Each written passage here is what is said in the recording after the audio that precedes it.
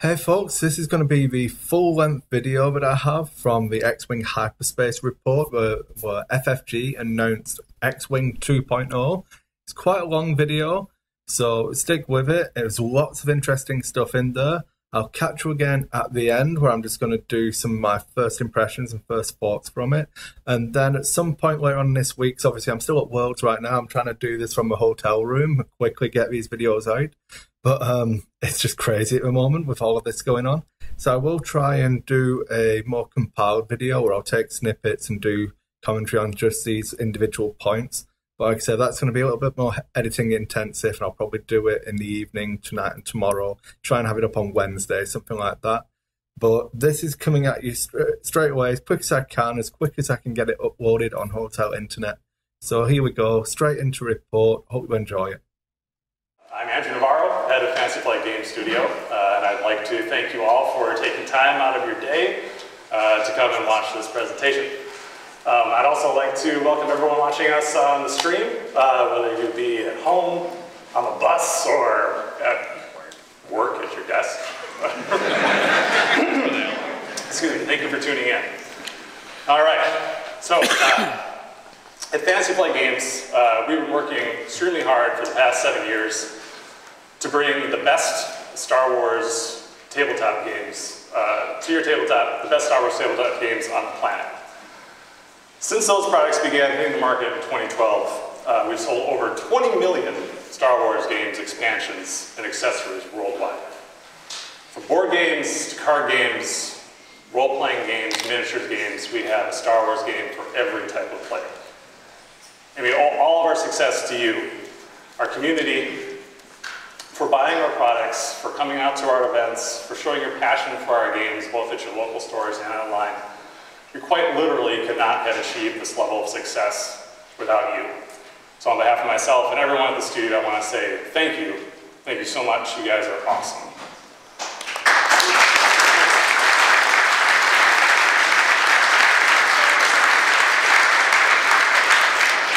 All right, so a long time ago, in August of 2012, we released our first Star Wars game, the X-Wing Miniatures game. It was a success unlike anything we had experienced to that point, and I remember thinking at the time, like, holy cow, this Star Wars license is the real deal. Yes, obvious, right? Since that time, we've sold over 7 million X-Wing products, and we've hosted over 50,000 organized play events worldwide. That seems like a big number, that seems like a lot, that's awesome. So throughout the life of X-Wing, we brought over 50 unique ships to life on the tabletop. But today, I'm here to talk about something a little more extensive than what you might expect from the next wave of ships.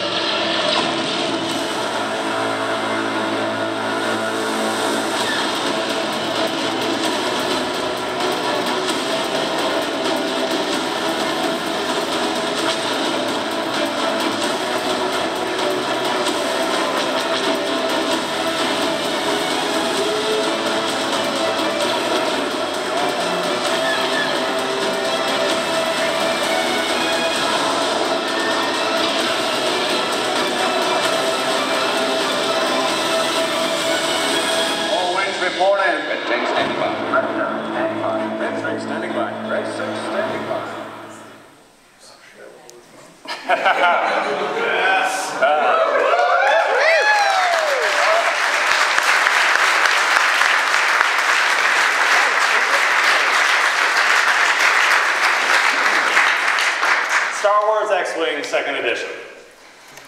All right, so the new edition of X-Wing retains all of what you've come to expect from the game. It's fast, intuitive, ship-to-ship combat.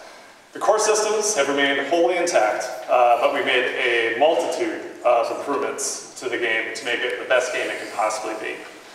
So after this presentation, we'll have a panel discussion where we'll discuss the game in exhaustive detail. But for now, I'm going to take you through some of the highlights.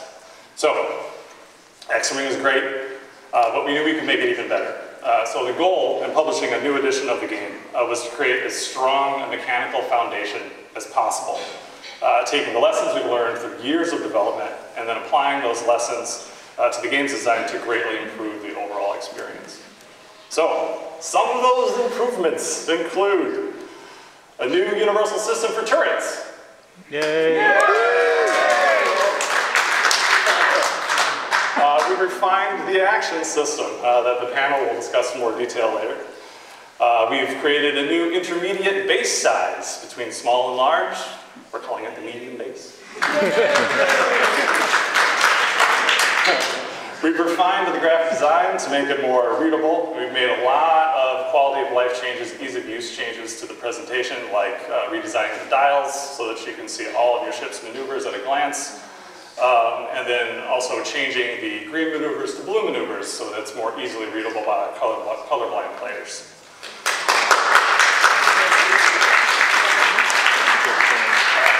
But before I go any further with the stuff we added to the game, I want to take a slight detour to talk about backwards compatibility.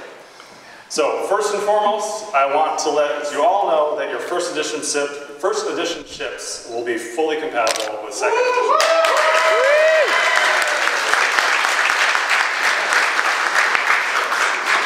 Those of you who are familiar with some of our other products may know that oftentimes when we release a second edition of a game, we'll release a conversion kit so that you can use the previous edition's plastic components with the new edition of the game. X-Wing is a little bit different in that there is a lot of content to convert. So we've broken down the conversion kits by faction. So alongside the core set, we'll release conversion kits for Scum, the Empire, and the Rebellion, which will provide all the cards, punch board, and plastic bases you need to use your ship collection in the second edition of X-Wing. All right, so continuing with new features. The Force. So in the new edition of X-Wing, the Force is far more present. It is now a stat on ship cards with Force-sensitive pilots. So then in addition to giving characters like Luke and Vader the ability to manipulate dice results with Force tokens, they'll also gain access to Force-specific grades. That's pretty cool. So stronger faction identity is also a major feature of the new edition. Each faction will feel more thematically and mechanically distinct. So to that end, the First Order and the Resistance will be their own distinct factions in X-Wing in second edition, with their own conversion kits coming with the second wave of ships. So some of you may have noticed that there are no point costs or upgrade icons printed on the ship cards. That's very intentional. All of those point costs and upgrade icons will be handled by our X-Wing Squad Builder app. The app is completely free. You'll be able to find it on your app download platform of choice and also on our website. I'm very excited about this app, primarily because it will give our organized play team the ability to react to changes in the competitive metagame and create better balance by adjusting point costs and adding and removing upgrade icons as necessary. Yes. Woo! Yay!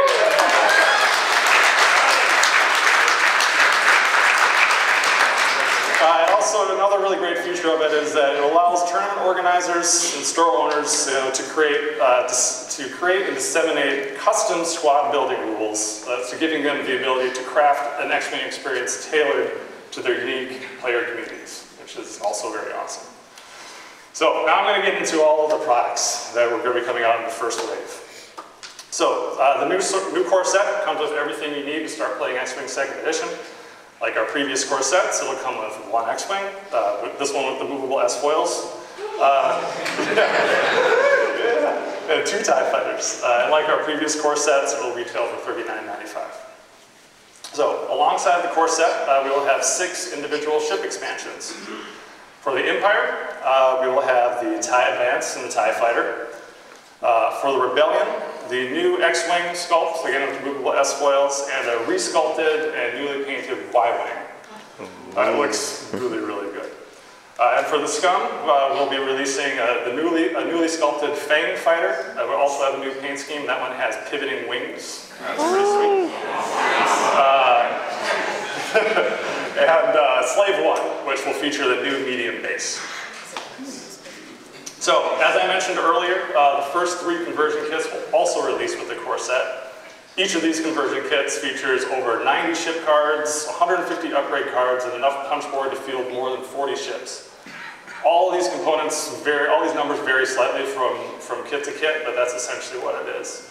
So each of these kits will retail for $49.95.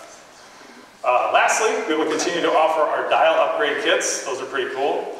And the dice. The dice have not changed with the new edition. So some of you may be wondering, what about Saw's Renegades and the Tide Reaper? Like, that's not even out yet, and you're talking about 2nd edition.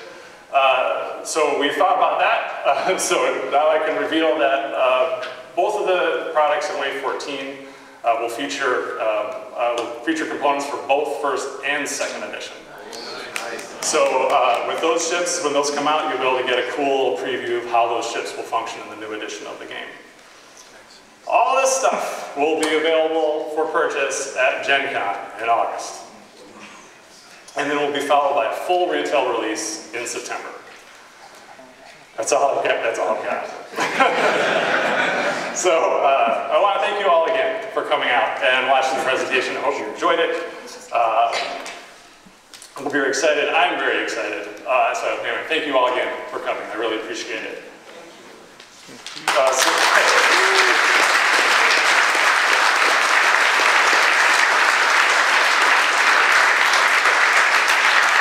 So now I'd like to introduce Justin Bolger, Lucasfilm Star Wars social media strategist, who's going to be hosting our developer panel discussion. Justin.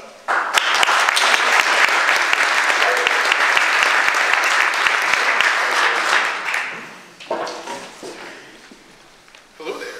Hello. So let's learn more about X-Wing's 2nd edition from the people who put it together, starting with Simone Elliott, licensing manager.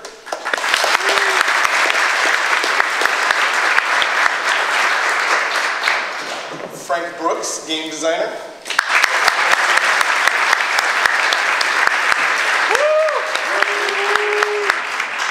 No relation to Max Brook, who is a game developer.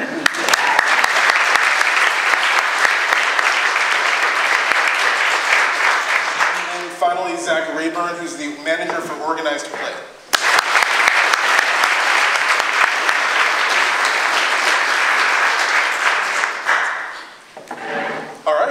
So, all of you focus on different parts of X-Wing. All of you focused on different parts of the 2nd edition of X-Wing 2. Can you go down the line and tell us why was it time to create a 2nd edition? Well, for me, it was because we finally really got to introduce the Force with Force powers. Also subtitles. I love subtitles. I think it was a really great opportunity for us to implement some of the things that we found really liked about the game, like mobile firing arcs and bullseye arcs, and got an opportunity to change how actions work in general. So.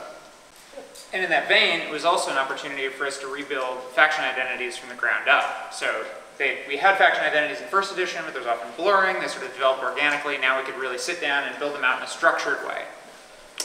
And with us, for a new edition of the game, Organized Play is really going to take advantage of this app component that allows us to just create some really unique experiences for players. Frank and Max, can you speak a little bit about the gameplay elements that you're going to be introducing in the 2nd edition? Sure. Yeah, as I mentioned before, we're really going to focus on making turrets work the way that the Lancer-class pursuit craft works. So any turret upgrade or that kind of thing has a single turret arc, so you're only shooting in 90% of the ship area around you. While ships that were primary turrets before, like the Falcon, are actually double turrets, and so there'll be arrows in both directions, and so you're shooting at 180 degrees essentially at one time. Additionally, we're able to put the bullseye firing arc on every ship, so now we can have abilities that distinctly call out having that on the ship. So instead of it having to only be the Kimagilla, everyone else can play with those. We've been able to also address some issues with barrel and boost and locking and things like that to really make the game a lot more tighter and much more competitive in that sense. Yeah, so on a higher level, a lot of our changes were focused towards getting back to the basics of flying the ships, like positioning and bluffing your opponents, all the things that we knew players really love about the game. And to that effect, we also wanted to refine the action economy. So action economy defines a lot of first edition. It was something we wanted to more consciously construct in second edition instead of sort of having it arise over time organically. So push the limit is one of the most important cards in first edition. Push the limit is gone because push the limit is now a core mechanic of many ships. So we have linked actions, and not all ships have linked actions. In fact, a lot of them don't. But the ones where it's important to have access to multiple actions will have 2 action bars with one action linking to another. And often the second action is red, which brings me to red actions. So now we have actions that you can take to take a stress. So, for instance, we see Y-Wing's barrel roll in Rebels all the time, but the Y-Wing doesn't really justify having full access to barrel roll. By giving a red barrel roll, we know the Y-Wing can do it, but it's hard with that ship. It's not designed for it. So a lot of ships have access to red actions that they might not have had at all before. That opens up a lot of space there. The next thing is the medium bases, as you all saw. It started out with the fire spray where it was like maybe a little too small for that large base, but it worked itself out. But as we got more into the Scum faction and just seeing more ships in general, we got more and more instances where it's like, yeah, there really probably should be a ship size that's between it, and it's kind of hard to like retroactively implement it midstream. So we took this opportunity to address that by putting all of the many ships that should have been medium bases onto medium bases. It sounds like what you guys did with the second edition is more so you took apart the game that you had already, and then you made changes to make it feel more like Star Wars. So, Simone, can you speak a little bit about how the second edition is going to make this game even more of an authentic Star Wars experience? So when we first started talking to Lucasfilm about making a second edition, there was a lot of talk about community and what it would kind of mean to change the game. And we basically talked about what we could do to bring it back to that core Star Wars experience. You want to be out there flying against your friends. You want to be a heroic rebel fighting the tyranny of the Empire. I know. And basically, from the very beginning, I remember one of our first early meetings, we're just sitting talking about the faction identities and what that would mean for the game. And from there, it became a very collaborative experience where we worked with Lucasfilm. Probably the thing we iterated on the most was the Force, as Max knows, over and over, and taking ideas from our team and from Lucasfilm and just really getting the Force right. Because if you don't get the Force right, it's going to feel like a gimmick when you're playing it. So it was super important to us that it felt like Star Wars. For me, another small thing that really makes it feel like Star Wars, is subtitles. Sorry guys, I love subtitles so much. You have no idea. So, subtitles are introduced in the game, and it's a way for you to get those tiny bits of Star Wars flavor into the game. For instance, Fen Rao, if he is piloting the Fang Fighter, his subtitle is Skull Eater. But you can also have him piloting the Phantom II, and all of a sudden his subtitle is Reluctant Rebel, which really speaks to kind of his character arc in Rebels. So, there you go. Nice, so like Brave Imperial could be one that you would find. No. I loved that during the presentation, one of the things that got the biggest reaction from the audience was the fact that you're going to support the first edition through the new version of the game. Zach, can you tell us a little bit about what the next few months look like as far as the first edition goes? Definitely. So there's a lot of exciting events. They're going to carry players through to the launch of second edition. We have our final World Championship for first edition here this weekend at the Fantasy Flight Games Center. And then there's the final European and North American Championships that'll take place at UK Games Expo and Gen Con respectively. National Championships begin in June. Local game stores will be receiving their first edition store championship kits and season 2 kits in June, season 3 kits by September. All of those kits and events I just mentioned, they feature some prizes that are compatible with second edition. So you're going to see some cool second edition content in some of these kits as they reach you through the coming months. In addition, our competitive System Open Series events, they continue into July as well. Players who have qualified or will do so in the coming months They're invited to join us here at Fantasy Flight Game Center October 5th through 7th for the first high-level competitive event for X-Wing 2nd Edition. We'll even have a side event for 1st Edition to celebrate their success getting there playing 1st Edition as well. More details on that event and registration will be posted really soon. So I'm really excited for the next few months. I think it's going to be a great lead-in to this new big launch of 2nd Edition. Nice. How does that translate into organized play? So for Organized Play 2nd Edition, we've got some really exciting plans for what's going to happen when people reach that point in their local stores. Like I said, at Gen Con, there's going to be some really cool events happening there for 2nd Edition on Thursday, so be on the lookout for the information on that on the Gen Con website soon. And then we've also got this whole new program for you, this really robust thing. What we did was we focused on what resonates with different types of players. For many people, that answer, it's new products and variety. For competitive players, those new expansions, they provide more opportunities to choose from. And it's exciting to face a variety of squad builds to hone your skills when you go out to play a tournament. Established players, they have appreciated variants that have happened and popped up in the community. They have a lot of variety that's introduced through those, and they include allowing for different types of gameplay, things that maybe aren't so focused on competitive play. We also have kind of the new players who see their favorite Star Wars ship there in a new product and they want to jump into the game, so it's an exciting opportunity for them when that comes around, which is why there's kind of this nice breadth of ships that are coming to you and have come to you over the years and have grown that community to just monumental proportions.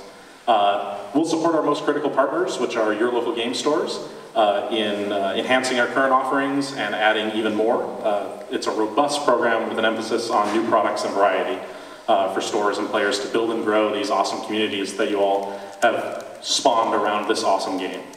It's cool. So you're seeding in opportunities for people to begin converting and really begin to learn how the new mechanics of the game are going to work so that when it's released, it's a bit of an easier transition than just all of a sudden here's a new game for you guys to play.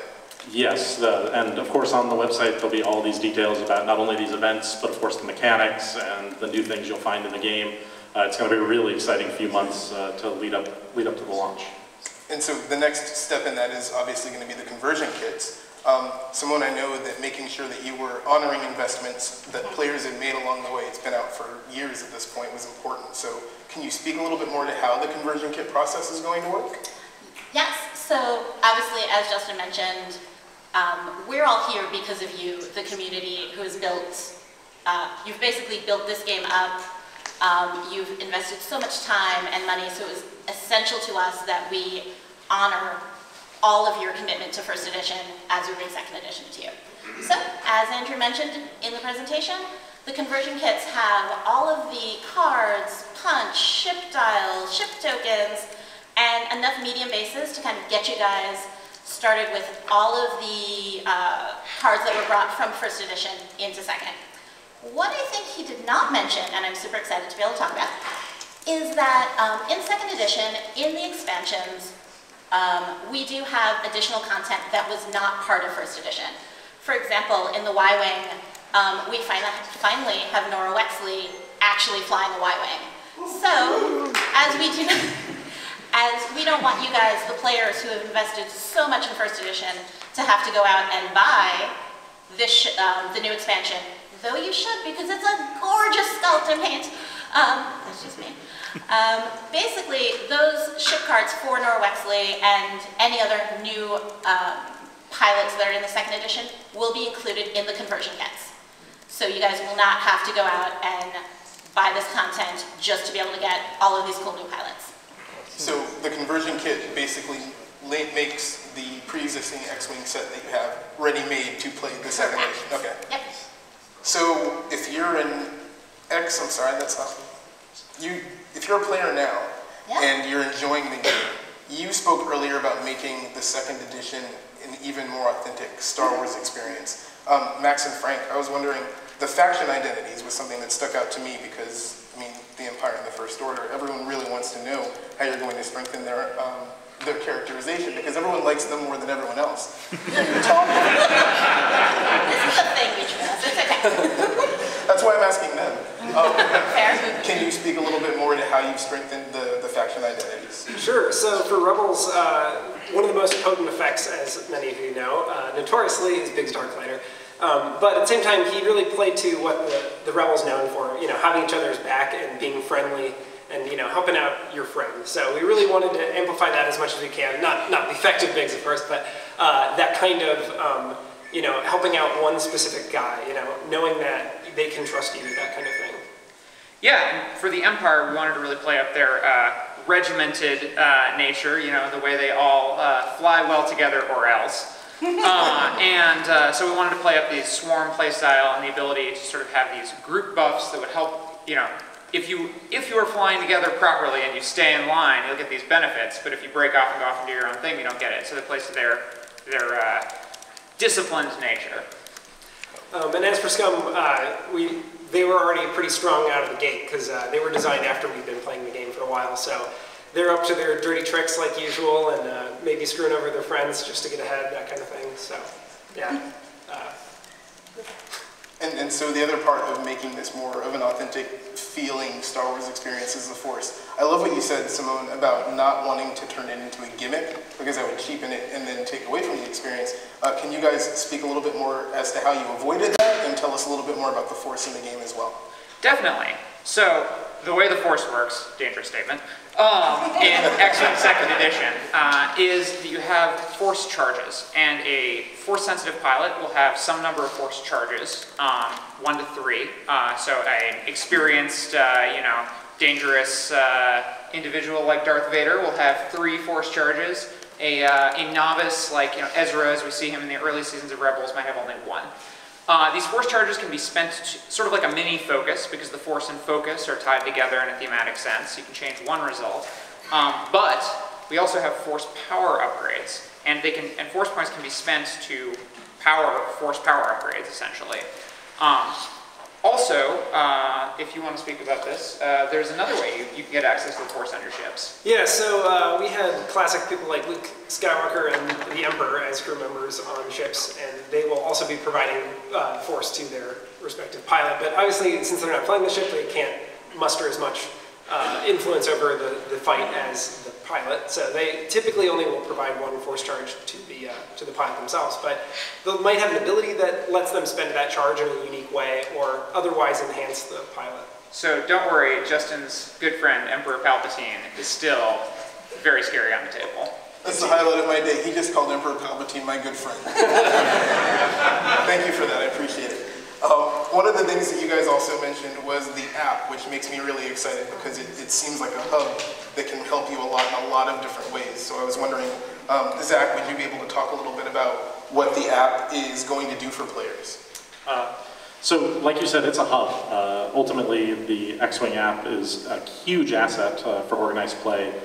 We've seen over the period of First Edition, these opportunities came up where we wanted to approach balance again in the game, and we addressed that with some well-crafted changes through the FAQ that was released. But now, with the invention and release of Second Edition, the app is going to allow basically us to approach balance in an entirely different way. The abilities that are on the cards are fun. They're out there to make the game interesting and exciting, and the app will allow us to look at some of those abilities and look at some of those combinations and see when it's time to make a change.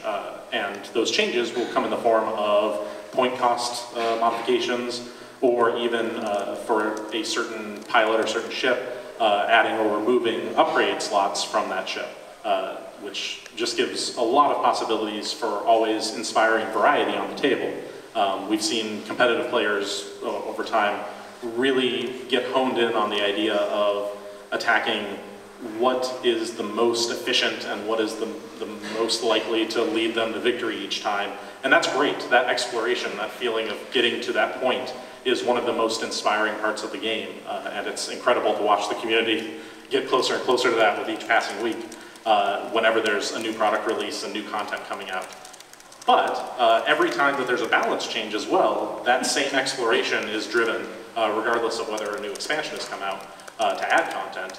just the addition of some kind of change has inspired that same feeling. And so we get to inspire that feeling again at specific intervals where we'll be modifying the point costs and potentially the upgrade slots of just certain cards that have proven that it's time for a change over the course of that previous competitive season.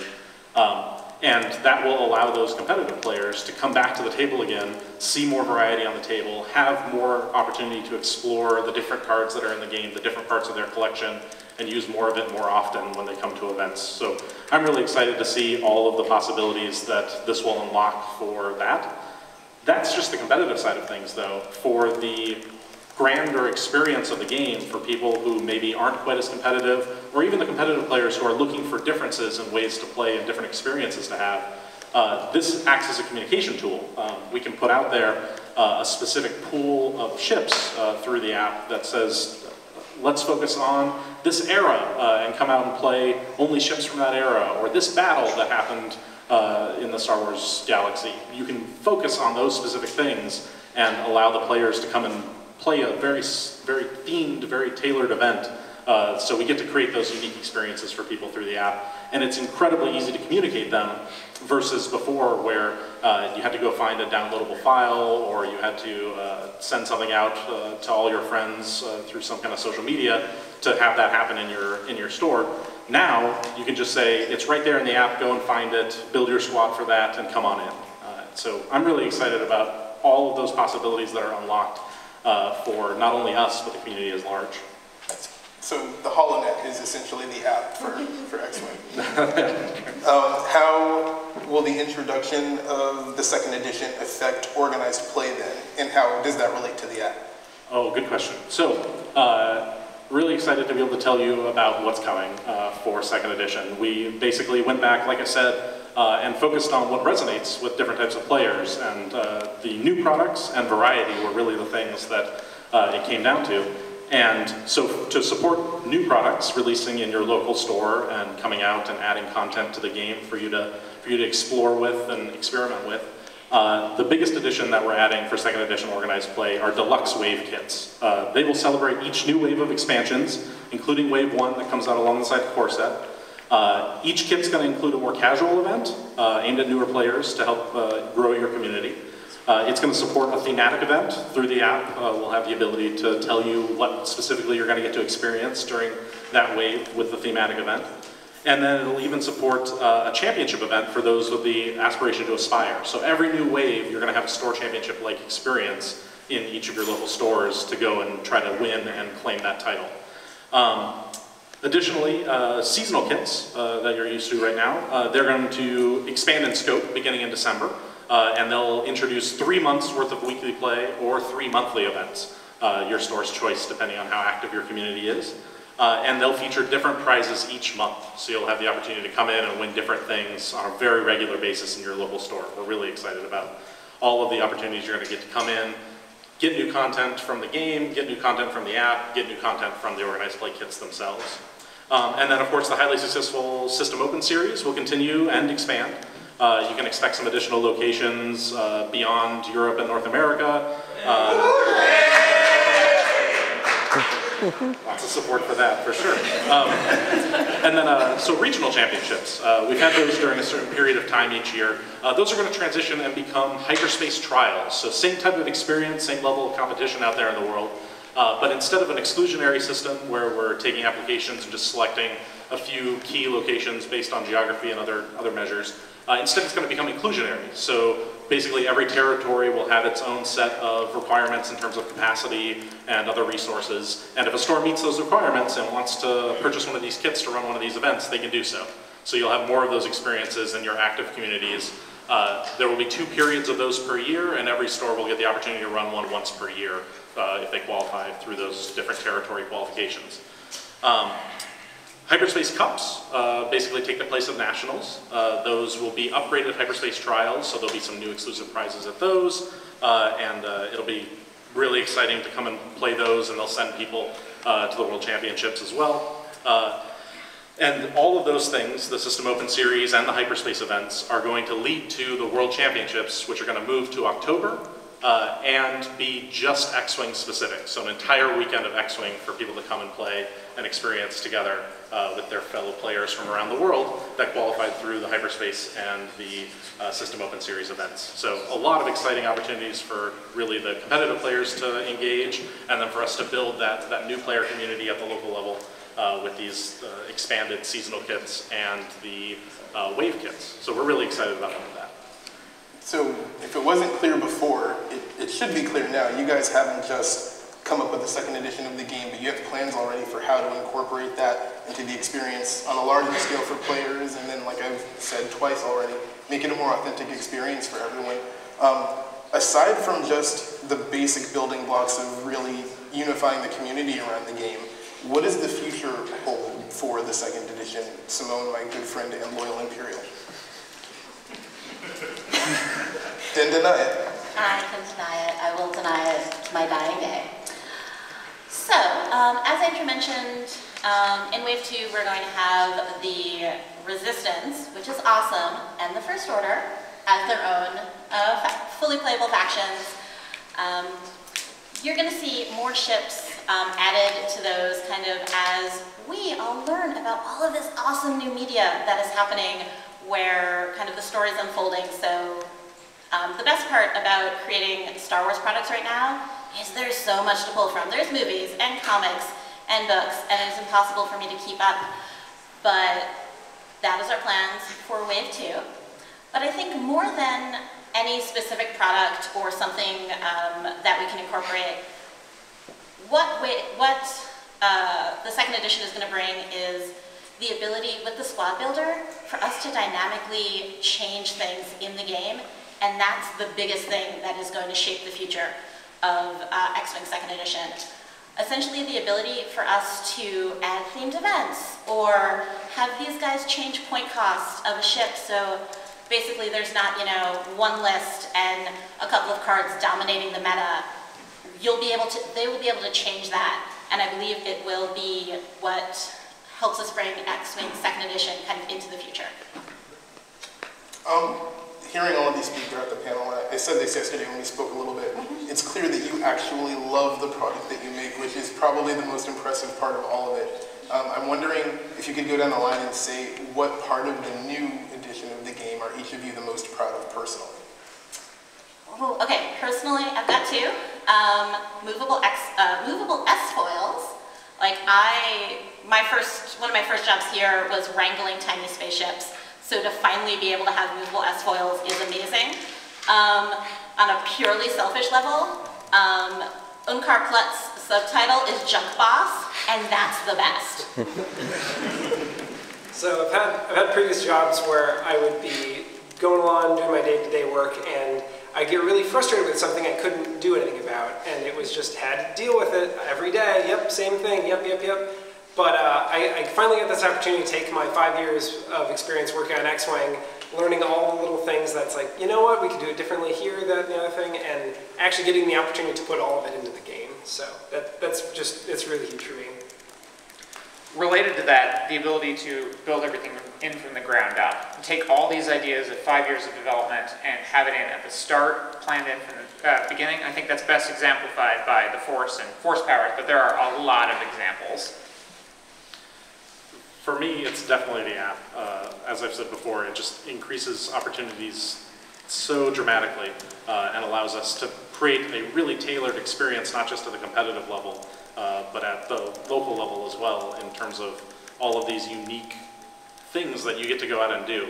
I can't wait for the community to see all these different things that will be on their docket to go and figure out and tinker with and try to apply their superior list building and squad building knowledge to figuring out how best to accomplish this task instead of what they're used to.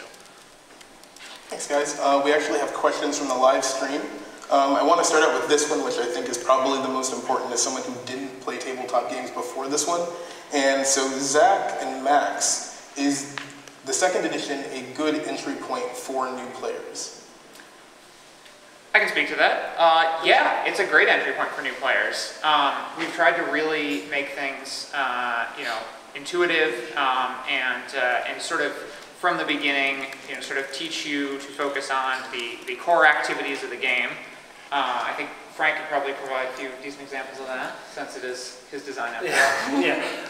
Yeah, I think the big one is we just did a lot of quality of life improvements with just how abilities work. I got a lot of time to write a style guide for how to write cards and kind of look at how it had been written originally and really addressed all of the little bits of language that could be made more clear and all of that. So I spent a lot of effort making the game just easier to read and process a new card if you're not familiar with how the game works.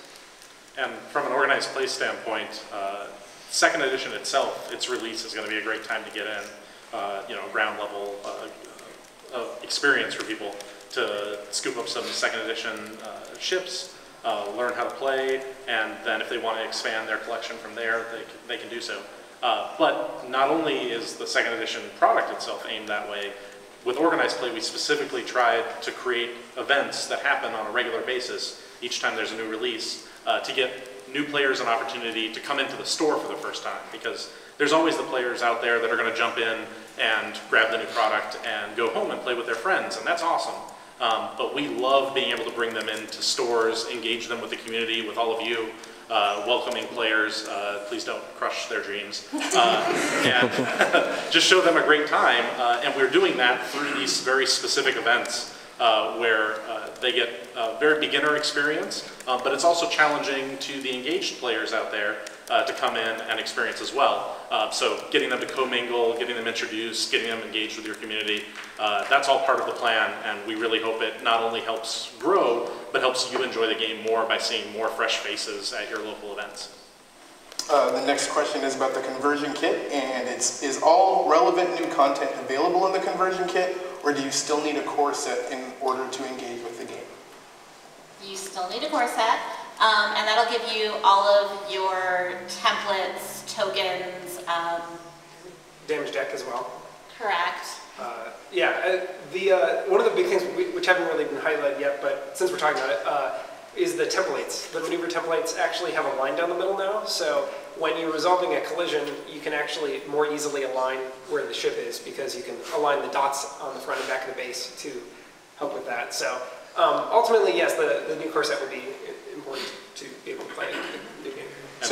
Sorry. I was going to say, for any of you that are here competing at the World Championships this weekend or in some of the upcoming events, you may notice that the templates that you have the opportunity to win have that same line on them. Everybody, I hope you appreciated the very sleek design and thought it was very forward-thinking. In reality, it was even farther forward-thinking, and it's second edition compatible. So going back to the first question about is this a good place for new players to start on?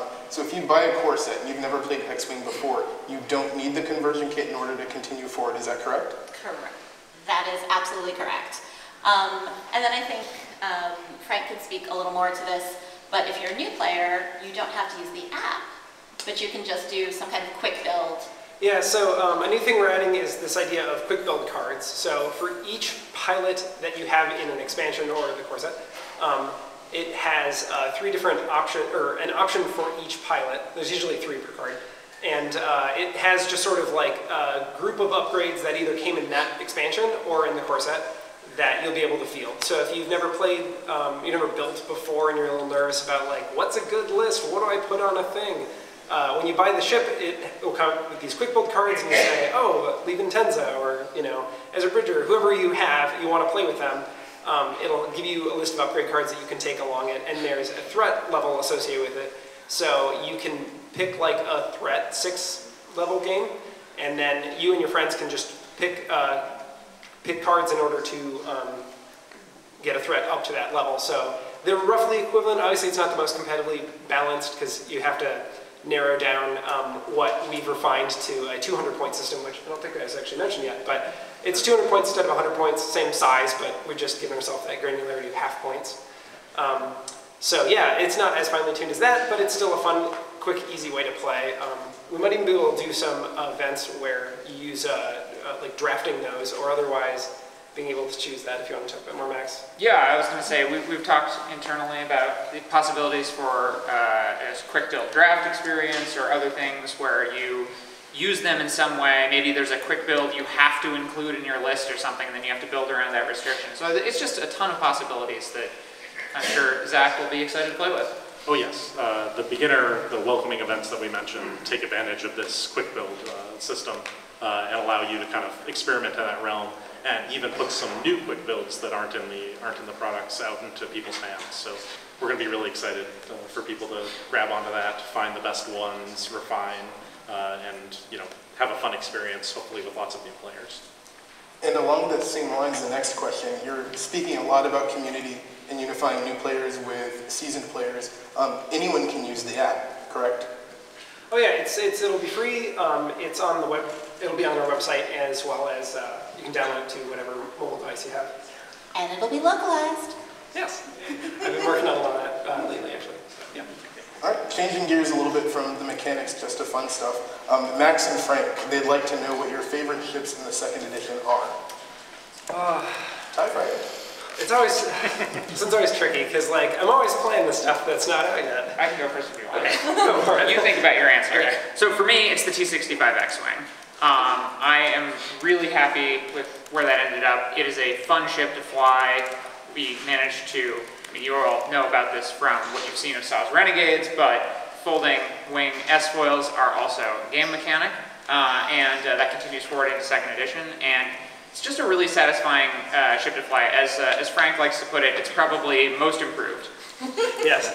I guess, I don't know, it's probably a toss-up between the A-Wing and the Interceptor, because, TIE Interceptor, because I really like the way we handled the ability to basically bake in, push the limit onto the pilot. So another mechanic that wasn't really introduced is this idea of ship abilities versus pilot abilities. So ship ability applies to all ships of that type. So and just before you get too worried, most ships don't have ship abilities. True. But things like adaptive ailerons, or in the case of TIE Interceptor, auto thrusters. Oh yeah, it's called auto thrusters. It's not the same effect as previously, unfortunately, for those that were. This one's more fun. It's more fun though. After you perform an action, you can perform a red boost or barrel action. So it's basically baked-in push limit. So you can actually have an interesting elite pilot talent along with the ability to do an action and then maneuver afterwards. Next question from the street is thematic missions. We've talked about those a little bit. Can you give us an example or go into a little bit more detail about what kinds of thematic missions you're going to have? That's a great question. So one of the first ones that we're going to see is the Battle of Yavin. So you'll get to see all the cool ships that were used to take down the first Death Star, along with the ones that were used to valiantly defend it. It's a strong word. Justin. Although they ultimately failed. So that'll be a really exciting experience for people to come and play with out of the gates. Beyond that, the possibilities are endless, and I'm going to be really excited to tell you a little bit more about them as we reveal what's coming in future waves. Next question is upgrade costs. Are they going to be adjusted to balance behind the scenes? Oh yeah, definitely. So one of the hardest parts about finalizing any product in first edition was getting that point cost nailed down. Because we would spend all this time working on like, what should the dial be like? What should the action bar be? What's pilot skills, abilities, all that sort of stuff. And at the last couple weeks, a few months, whatever, depending on the product, we'd be really focused on trying to get that point cost nailed down. And fortunately, obviously we're going to do our best. We're not going to just randomly pick a number, but we don't have to be too worried about its exact value because we can adjust it going forward.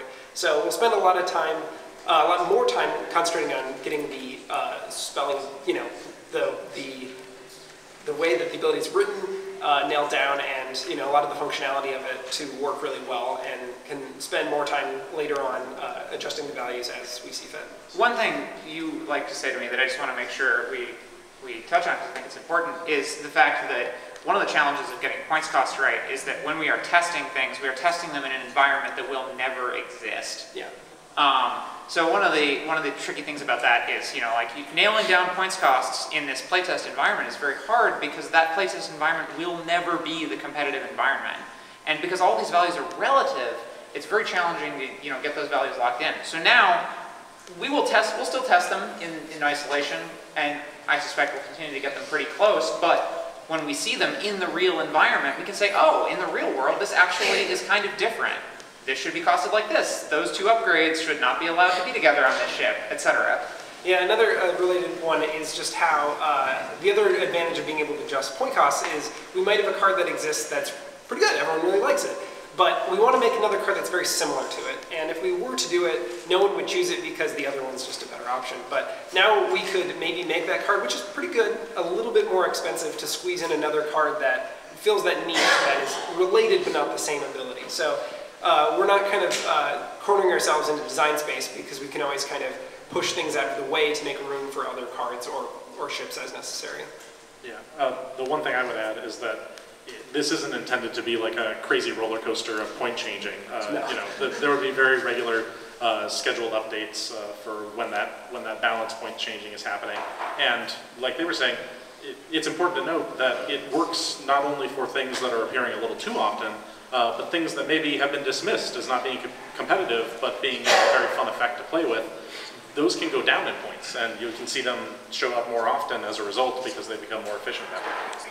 That's a great lead into the next question from the stream, which is, because there are no points on the cards anymore, it is the app that will do the tabulating of the points, depending on where they're at, correct? Yeah, on a related note, we will have a PDF available that has all the point costs printed on it as well. So if you don't have access to the internet regularly or something like that. Or you just really like doing math by hand. Or if you really like doing it by hand, you can also print out sheets as well. So yes, the app will be able to handle it. I guess this is somewhat of a tangent, but we are also going to play around with how many points the game is. So obviously the standard competitive environment is going to be that 200 points that we spoke of earlier, but as we want, we could increase or decrease it for other events that we host. So that's another kind of fun place we can play around with the experience that you have. The next question from the stream is blocking and initiative. How are those going to work in the second edition? Well, one important thing to know is that initiative, the terminology's changed a little bit. So pilot skill is gone. That's called initiative now, because frankly, it never really reflected the pilot's skill. It was how fast you are on the stick. So that's initiative. The person with initiative is now the first player. I'll let Frank go into it. Yeah, the other part I feel pretty good about, well, I feel very good about, we compressed pilot skill. So it used to be that you get up to 9 pilot skill, but now it caps out at 6 instead. We found that we were abandoning a lot of pilots kind of in that weird mid-range of like 7 or 5 or whatever, where you'd end up having to pay a bunch of points to get up high enough, but then someone else would have just paid a little bit more from you, and is just that much better. So now you can have more ships activating at the same pilot skill because there are essentially fewer pilot skills. So Initiatives. Initiative 6 is, it's going to take everyone a while. Initiative 6 is the new 9. Yes, exactly. I guess another kind of related note is there's no longer Veteran Instincts ability, so there's no card that can just give you. There's no card that can just permanently increase your pilot skill, so you have to do it with other abilities, comboing with friendly units or things like that. Though the raise of force power lets you jump it up during the engagement phase. So you can shoot first. Yeah, we've changed it from combat phase to engagement phase as well. It's a lot of terminology getting used things to. like that. Yeah. The next stream question is Epic Play. What can you tell us about how that's going to work going forward? So I'm going to start by telling you guys, right now, if you are playing Epic First Edition, please continue playing. And basically, we are going to incorporate it in the future, so you're just going to have to stay tuned to our further announcements. We've not forgotten about it. And finally, are there any cards that are exclusive to the ships that will not be included in the conversion kit? Yeah, the conversion kits will allow you to get all the cards. So you don't have, if you own 15 TIE Fighters already, because you bought the Gazanti and the core sets, and you don't need to buy another TIE Fighter outside of the new core set, of course, but yeah, you don't have to buy any further TIE Fighter expansions to get all of the pilots and or upgrade cards from those ships. Cool. Well, thank you very much, guys. Thanks to our panel and to those of you watching. And if you need more if you need more info on X-Wing 2nd Edition, you can check out Fantasy Flight Games' website at fantasyflightgames.com.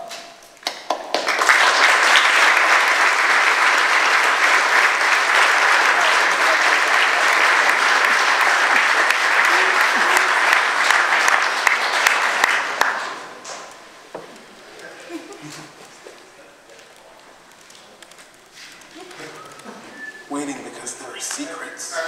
Okay. And if anyone saw me say secrets, they're all going to like come after you now. So that concludes our live stream. Now we're going to actually have audience questions, so it's not just coming from the screen. Heath Bowie Sessions is excited about it. I'm not much of an X-Wing player, but the app is actually pretty exciting and potentially for its like build space for other games. Is there? I mean, I know you probably can't talk specifics, but is there any plan for using that to maybe adjust things or introduce other balancing factors for other games? We definitely don't have any experts up here on the other design of the other games, but I can tell you, as I'm sure you've seen with Fantasy Flight's history, we try to do great things, we try to see what the response to them is, and we take that information going forward. So we're really excited to see how the X-Wing 2nd Edition app is received and used, and the opportunities it presents to organized play, and we'll see what happens. So you mentioned a couple of things related to different organized play events, and particularly like qualifier type events. Is the next Worlds going to be qualification only? That's a great question. Not one I can answer right now, but we're going to be really excited to give more details about the World Championship for 2nd Edition in October of 2019. Go ahead. Back to the conversion fields. You mentioned if I have my 50 TIE fighters that I have, how many colors for TIE fighters will be in the conversion field and base everything? Sure. I want to bring my 10 or 8 TIE fighters to game. Am I able to do it with one conversion field? You're a good man. So your limiting factor is the poster. So basically, all of that information is with the individual ship counts for the conversion kits is all up on the many articles that are going on live on our website in any minute. So you will not, as we do not have that information at hand, please check our website. Thanks. Sure. In the green? Oh, good. Hello? Sorry, is the mic on? Yeah. Just checking, is Australia one of the countries that is probably going to get a system open? Come on, you know we can't answer that now. We appreciate you, though. Damn it, Zach!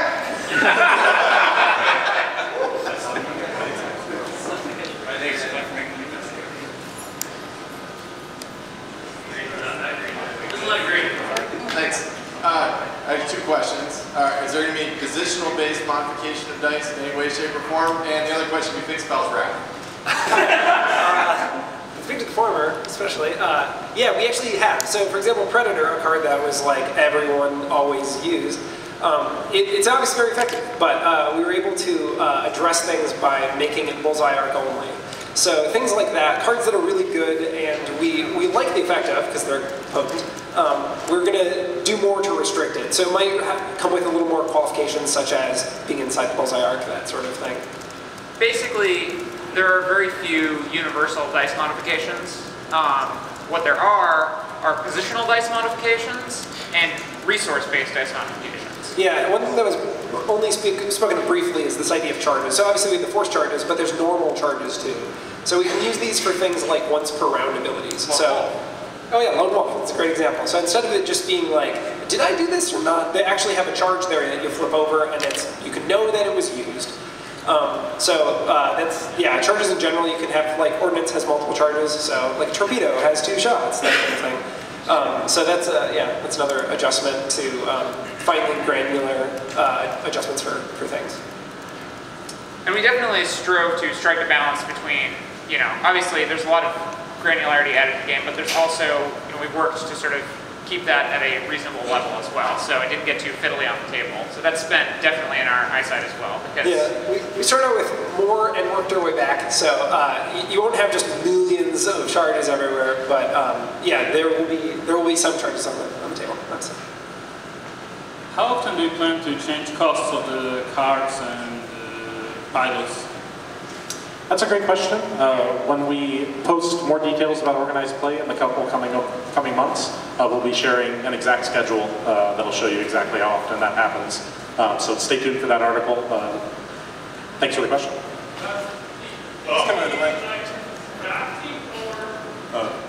For the app, and the answer would be no. Will it be backwards compatible as well? Will we run tournaments with the first edition of X-Wing at stores? The app is specifically for second edition content. It has a collection manager aspect to it, but again, second edition content primarily.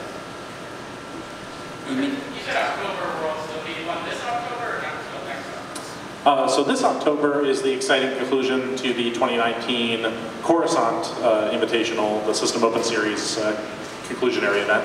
And people will be playing second edition there.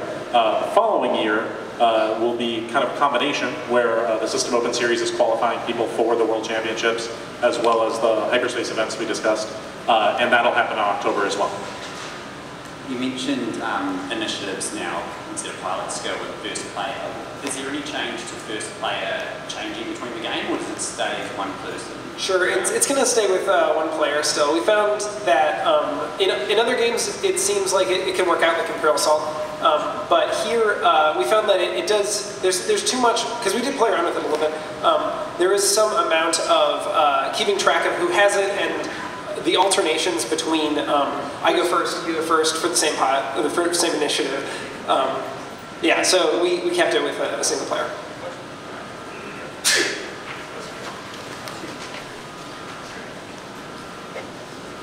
You mentioned we need a new core set because of the legality of the templates.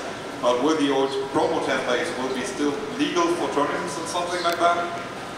Correct. You can still use templates without the line on them. The new ones just have the benefit of the line on it. And correct. And there will be some stipulations in the tournament regulations as far as. Thank you.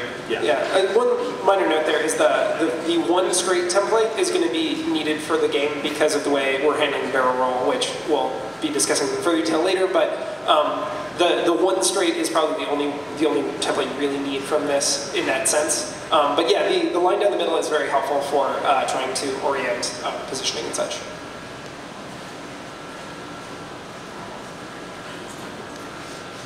I'm just curious if you're incorporating objectives at all. Stay tuned for further details. Any changes to ordnance? You mentioned charges on torpedoes. Is anything else like that going to change? Yeah, we still require the target lock requirement, that sort of thing. But for some ordnance. For a lot of it's requirement focus as well. Yeah, and often we won't have to spend the lock in order to use it. So we made ordnance a lot more user friendly. Is Bowshack making a triumphant return? As much as I appreciate Bowshack, I don't believe he is, unfortunately. Come on, tell us about the asteroids. That's all anyone really cares about. So the Corset actually does contain 3 asteroids and 3 debris clouds. We're going to be using those, introducing them sooner into the game. All new ones. They are the same as from before, actually. I think they're a selection of greatest hits. Greatest hits. Mustache Rock? Pun intended. First edition command? Yeah, they're the same. Yeah, there are similar ones, yeah. Will we see K2SO in the second edition?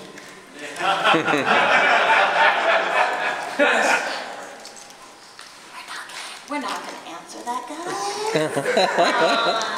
You could answer it like K2SO and give odds. We like him too.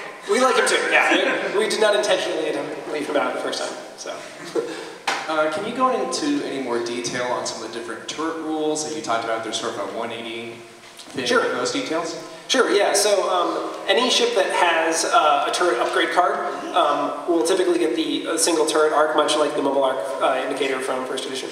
And any ship that has that gains the rotate action in order to be able to rotate it. It might actually be printed on the upgrade card, for example, like Ion Cannon Turret has the little upgrade icon, action added to it. So rather than it being embedded in the text or something, you can perform the rotate action. Or add it to your action bar or whatever. There's actually just an action bar on the upgrade card that lets you do it. And for ships that have, like I said before, the primary weapon turret It's actually a double mobile firing arc, or double turret arc for some ships. So yeah, for example, the Falcon. And yeah, it shoots in opposite directions, so it's able to shoot essentially 180 coverage, but they're not going to be adjacent firing arcs. And some primary turret ships from the previous edition only have the single turret. Yeah, exactly. It just sort of depends on what guns they had. Yeah. So like, they could probably spell this. It's in the conversion kit and stuff. But the Hawk, for example, actually has a single turret just built into it instead of having a turret upgrade card. Is it attack 2? Have you fixed the Hawk's one attack dice? yes, it is a 2 attack.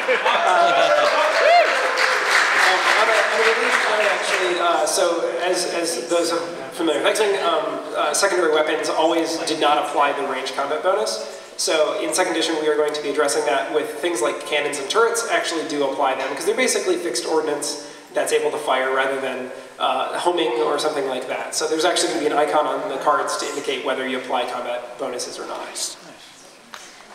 So if we're only getting 3 asteroids and 3 debris clouds, are you going to still be offering the original 2 core sets? And what's the backwards compatibility for stores that still have stock of the previous product? Sure. That's the best way to address this. As long as the stores have the core sets, of course that stuff is all completely fine to buy. Basically, the conversion kits will let you bring all of that into second edition, but honestly, if you guys love first edition and want to keep playing that, that is awesome as well. Yeah, and all of the debris and asteroids and all that good stuff will carry over and be legal for tournaments. So there was a lot of speculation going into the Hyperspace Report about the possibility of a Scum Falcon. So another question you probably can't answer, are we going to get a Scum Falcon or not? You can just tell me if you like it or not.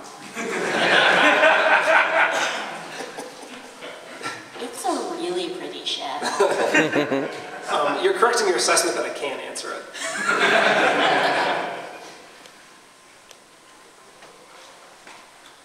In regards to your app, with you being able to make changes on the fly and whatnot, will it be kind of like a grace period like you do with your FAQs, where they'll take effect, or is it, I prep for a tournament for a month, go have my list finalized Friday night, show up Saturday morning, and my points are way out of whack all of a sudden? Great question. And when we post the calendar of events and the calendar of updates, all that information will be included. We've taken stuff like that into account. Thanks, Zach. Could you go into more detail about how bumping is going to work in the new edition? What was the question again, sorry? Could you explain how bumping is going to work? Oh, sure. It seems to be is an important feature in first edition as far as being able to move before your opponent in order to deny actions, deny attacks potentially. So all of that essentially remains intact. The collision, as mentioned previously, is going to be assisted with the templates, so you're able to slide back along there, so it's easier to know where you're supposed to have landed. Yeah, I don't know. Bumping is what it is. It's part of X-Wing. It's an important strategic element. You're not actually hitting the other ship. You would both die. Yes, you would both die. Will we see any more Legends characters in X-Wing? We shall see. There are some. So we never expected that we were going to get Thrawn in Rebels, but there he is. So that's my answer. Fair. And what's Legends do? Since Worlds is being moved, will regionals or store champs also be moved, or is that the same season? So store championships are of course becoming wave championships, so those will happen a lot more frequently in your local store. You get that nice competitive event on a lot more regular basis. For regional championships, which are becoming hyperspace trials, like we said, there'll be 2 periods of those per year, and they'll be a little longer. And you'll get the opportunity to play at each interested store basically once per year. So the store is interested in hosting one in 2019. There'll be an application process for that in each given territory to make sure they meet the minimum qualifications in that territory. And if they do, they'll be eligible to run one of those events by purchasing one of those kits. But they'll be doing so in one of those 2 periods, not both, in most cases. So the general idea there, yes, the calendar changes pretty drastically, and we're going to be really excited to share that with you in the coming months. To upset everybody else in the room, are bombs still a part of X-Wing? Yes, there actually, we didn't discuss this during the panel earlier, but there actually is a new phase called the system phase. So it happens between the activation and the planning and the activation phase, at which point is the interval where you can drop bombs and mines and that sort of thing. Devices is the generic term. But yeah, it's actually going to resolve in the same order that the activation phase is resolved in. So it goes in initiative order from lowest to highest. So a higher initiative bomber is able to make more informed decisions about dropping or not. Similarly, bombs and mines have sort of been more divided. There actually is like a little keyword that can tell you the difference between the two. And typically you'll get multiple charges from a bomb. So if you have a seismic charge or something, you get to drop multiple. You don't just get the one and you're done. But yeah, we don't really have action bombs anymore. So the classic K-Wing slam and bam is not really going to be a thing anymore. Also, bombs and mines can interact in various ways with the reload action, which is available on more ships. Yeah, we've given the... But, I was going to follow it up with, but before you get too worried about 1 million proximity mines on the table, many mines have the specialized trait, which is a little thing that it explains on the card. Their charges can't be recharged. So yeah, you might be able to drop multiple bombs, but you pretty much get the mine you have, that kind of thing. Down to 3 more questions. So Cascade Games has talked about, in regards to their major system open events and whatnot, sort of having a judge system for sort of training judges and making sure that everybody's up to date on the rules and whatnot. Are there any plans with all of the new updates with the organized play to organize a similar system for sort of championships, something like that, or is that still going to be handled entirely by the individual stores and whatnot? Great question. Not something I have an answer for right now, but we think it's really awesome that the community is putting together some cool stuff like that. Okay, so one other thing I can say related is that we're going to have the online rules reference will be posted and can be updated more frequently. So some things like that, instead of you having to try to fish it out of where is this, where can I find it out? It might just be in the rules reference now. So it would incorporate every new thing. So new actions are added, new this, that, and the other thing. You can look it up in one document. There will still be an FAQ because if it's a very specific interaction of one pilot and another pilot, it's not like a general rule we need to incorporate. It's really like how do these two actions resolve. So there'll still be an FAQ as well. So your 1E kits that are already in stores, once they sell out, will you be restocking 1E kits and saying, buy the conversion kit for, like you can buy, say, a Hawk expansion and then the conversion kit so that you get 1E and 2E, or will you just completely revamp and just remove all 1E expansions? Well, that is an excellent question to which I do not know the answer, and I'm probably the person on the panel that might know. Andrew's here. Hi.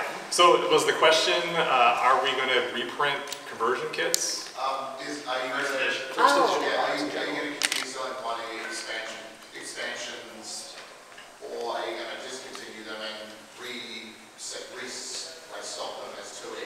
Yeah, well, we'll continue to sell them until they're gone.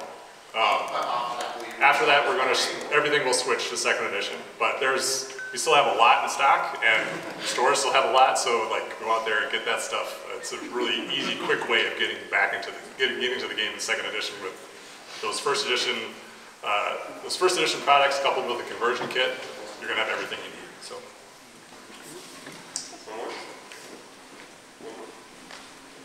Real question. Does the app include tournament management features, or is it just the squad building and kind of that kind of stuff? Great question. Just the squad building and that kind of cool stuff. There is some integration from getting from point A to point B for tournaments. Okay. Yeah, it will be able to create a PDF that is basically your squad list as well. Like a printout sheet. Yeah. All right, that was our final question. Thanks again, panel.